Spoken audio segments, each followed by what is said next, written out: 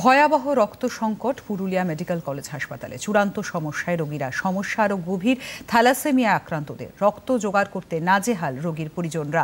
Purulia medical college হাসপাতালে দৈনিক ৩৫ থেকে ৫০ ইউনিট রক্তের প্রয়োজন, কিন্তু যোগান রয়েছে মাত্র ১০ থেকে ১২ ইউনিটের। ১ ইউনিট রক্ত দিলে তবেই ১ ইউনিট পাওয়া যাবে, এমনভাবেই চলছে কাজ। সরকারি আধিকারিকরা এগিয়ে এসেছেন রক্তের যোগান বাড়াতে।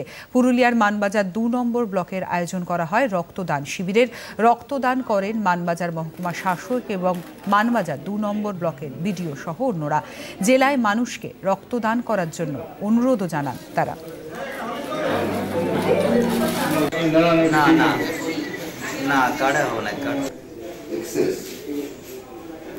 ওই জন্য তো এনার্জি অটো ডিসপ্লে নাকি এখন অটো ডিসপ্লে আনন্দ বলছি। কয়েকদিন আগে একটা ব্লকে মিটিং করছিলাম, সেই অবস্থায় আমরা সংবাদ মাধ্যমে দেখতে পাই যে পুরুলিয়া জেলা জুড়ে রক্ত সংকট চলছে। সেই অবস্থায় আমাদের ব্লকের পরিবারের সমস্ত সদস্য, অর্থাৎ আমাদের কর্মচারীবৃন্দ সবাই সিদ্ধান্ত নেয় যে আমাদের ব্লকে একটা রক্তদান শিবির করা হবে। সেই উদ্দেশ্যেই আজকে রক্তদান শিবির করা হচ্ছে। এখানে ব্লাড নিতে রক্ত পেলেন না, এখন দিচ্ছে, মাত্র ডোনেট করতে হচ্ছে, তবে যাই করে ব্লাড দিবে।